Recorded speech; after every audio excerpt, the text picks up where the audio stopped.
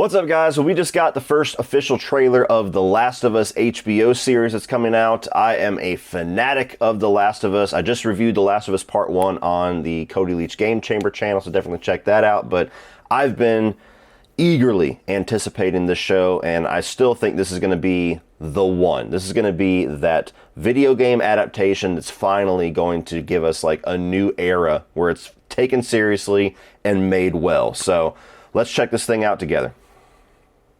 And go. The roses have faded, there's frost at my Look for the light. The birds in the morning don't sing anymore. The grass in the valley is starting to die, and out in the darkness the whippoorwills cry. The darkness is falling. That looks awesome. Gray, a hound in the distance that Bill. is starting to fade. Ooh.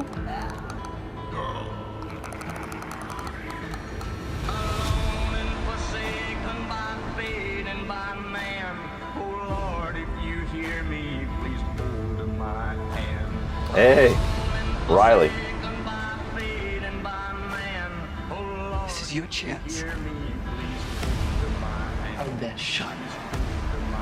There's Bill. You keep her alive. And you set everything right.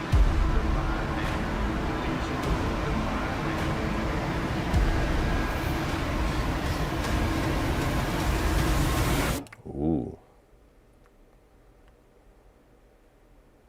Save who you can save. Oh, please understand. Ah, it looks so damn good. When in 2023? Damn it. All right, well.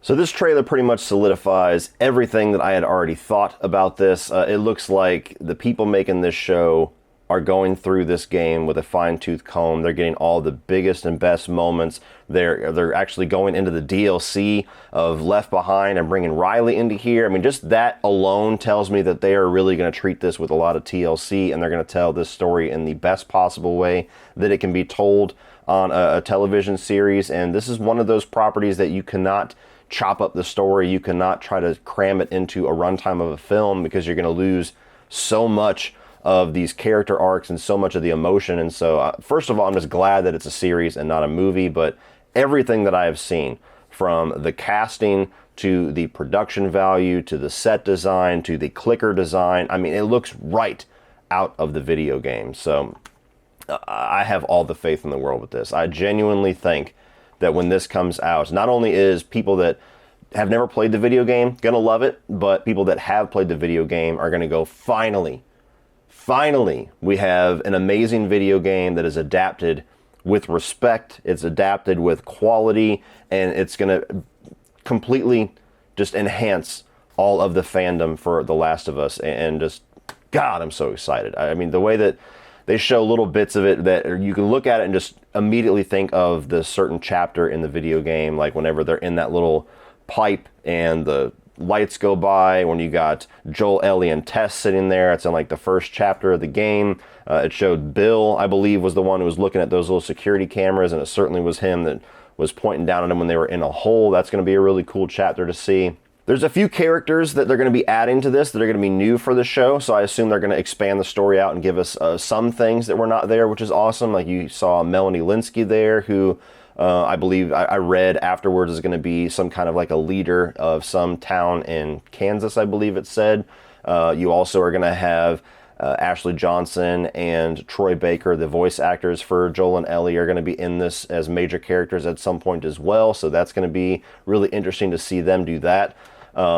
Everything about this, to me, it just gives me more and more faith. That's all I can keep saying, is that I really think this is going to be the one. This is going to be the one that's just going to make movie studios and production studios look and go, oh, wow, we can adapt a video game and actually do a good job with it. Maybe some of these don't need to be movies. Maybe they need to be TV series. The ones that are movies, maybe we actually need to give a damn whenever we adapt them. So I'm excited as hell, And I think I'm going to see if Uncle Sean wants to watch this, and we'll talk about it really quick, because he has never played the video game. So we'll see what a non-Last of Us video game fan thinks of this trailer. All right, guys, Uncle Sean just watched the teaser trailer for the first time, and you have only experienced, you said, 3 hours of the game? Yes, so played the beginning part, which takes place in Austin, Texas, where I live, Where I'm currently at. And so you suddenly the beginning of the game probably makes a lot more sense. Yeah, I knew exactly where to go. Exactly, yeah.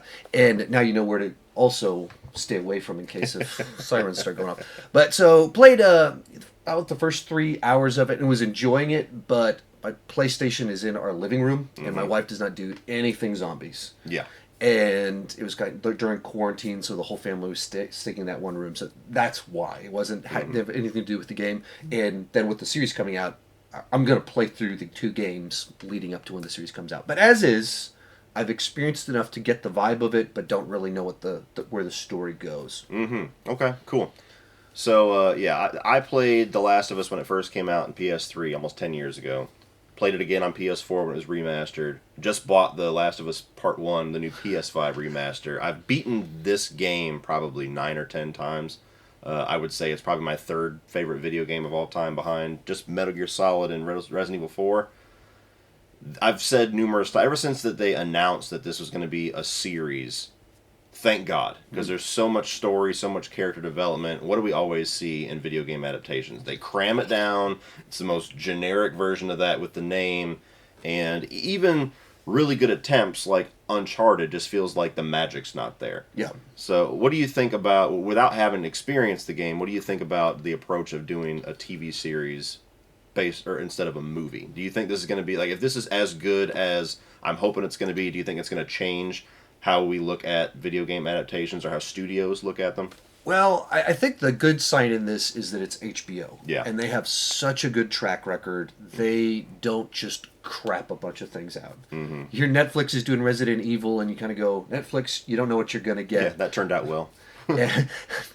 The internet loved that one. But HBO, they're always going for prestige. They're always trying to make something really good. And as you said, so many times when we're adapting things, you just have to squeeze it in so much to such a tight space.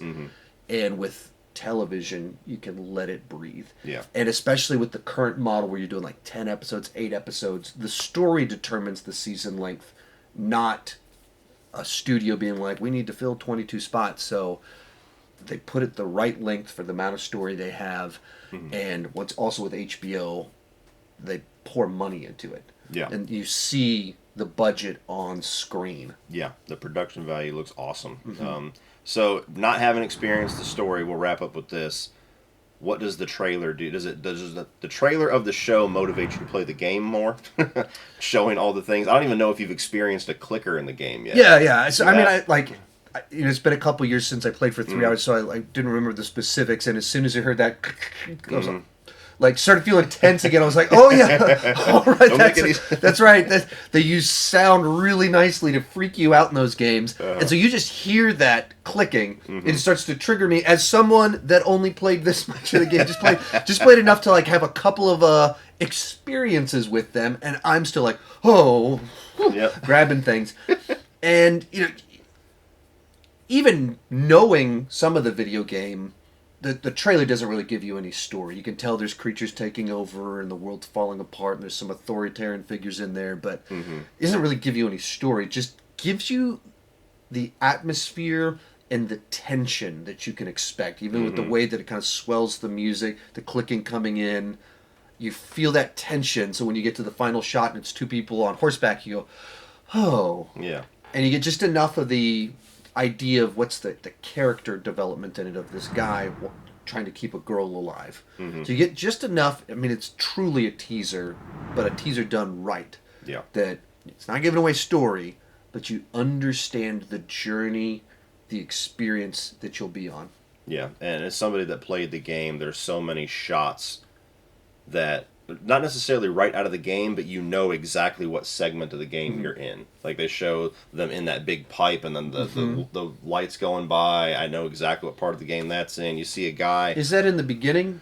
Ish. First couple of hours where, yeah. So then, yes, I was like, even I was like, like, okay, I remember that. And like, pausing, waiting, yeah. Yeah, and you see And not jumping. Yes, and you see a guy looking at security cameras, and you're like, ooh, that's Bill, which I don't think you've experienced yet. I don't think so. Just a paranoid guy. He's got a bunch of traps around this segment of town, and so all these little just shots where the video game fans are going, but even somebody that doesn't play the video games, it's just, like you said, given a whole vibe for where the show is going to go, and without giving you specific plot points, just like, yeah, it's going to be somber, it's going to be intense, it's going to be terrifying, it's going to be action-packed, and it was an awesome teaser, as far as I'm concerned. So, any final thoughts? The one, it's just kind of interesting, the guy that's the showrunner for it is Craig Mazin, and for 15 years, he was kind of the butt end of a lot of joke, because he did like superhero movie back in the day. He was the co-writer on Hangover 2 and 3, and so then people just kind of like, this guy doesn't know how to write. What you don't understand is that screenwriters take whatever job they can get. Yeah. So then jump forward, he gets Chernobyl. Quite different from Hangover 2 or 3, superhero movie. And so he gets this dramatic thing, and I haven't seen it, but it's only gotten rave reviews. Same. And you start to realize that how much of screenwriting, it's a job, and you do the job you're hired to do. And this guy with great talent just got attached to maybe the wrong things, and then does Chernobyl, and all of a sudden it's like, oh, the guy that did From the Chernobyl, acclaimed showrunner, yeah. you know, the acclaimed writer of The Hangover 2 and 3. Very different level of excitement. He has with a that. podcast called Script Notes that he does with John August, who's written a bunch of Tim Burton films and has a bunch of acclaim. And so that was kind of always the odd imbalance of it, of like, you write like schlocky comedies that get bad reviews, and this guy writes prestige things. And then we get here and it's like, we're actually excited that, oh, Chernobyl guy. The world of screenwriting and who we blame for things and who we should blame for things. It's like watching Green Book win an Oscar. It's like from the acclaimed director of Stuck on You. Right. Dumb and Dumber. Right, exactly. You just write people off in a category, and it's like, no, sometimes they just had a bad day at work, and sometimes they just, someone says, hey, you can direct this movie, and you go, it's a terrible script, but at least they can direct the movie. Absolutely. All right, guys. Well, let us know what your thoughts are on this teaser down in the comment section. Let me know whether you're a fan of the games or you're going in cold and have never played it before, or somewhere in between. Subscribe to me and Uncle Sean, because I'm sure he's going to be posting lots of reviews on how awesome these video games are when he finally gets to the end and blows my phone up and says, why didn't you make me play it sooner? So, You tried. Well, so I followed up as soon as I played Uncharted. Then I picked up Last of Us, but Very my different wife, world. my wife was like, I don't like this. I was like, okay. Yeah. That's what happened. Major death in the first chapter. It's like, oh, it's this type of story.